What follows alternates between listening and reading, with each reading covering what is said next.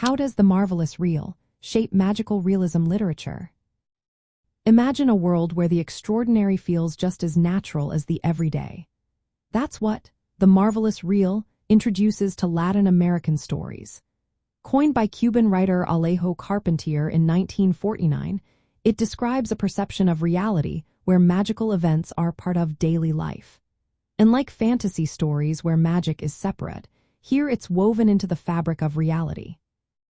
This idea helps explain why Latin American writers often include supernatural elements without making them seem strange. It's because these marvels are rooted in the culture, history, and beliefs of the region. The marvelous real influences how stories are told by giving them a cultural foundation.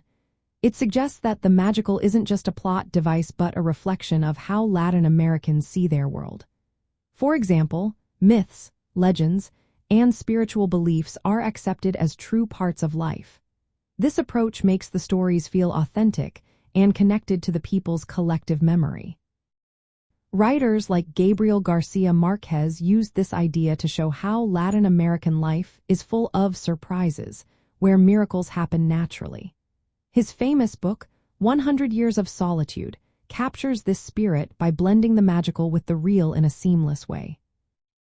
This concept also shapes the style of magical realism by emphasizing a worldview that values wonder and mystery. It challenges the idea that only Western rationalism can explain reality. Instead, it celebrates indigenous and Afro-Latin American traditions alongside European influences. This creates a sense of identity and place that is uniquely Latin American. The stories often include local myths, folklore, and religious beliefs, making the line between fact and fiction blurry.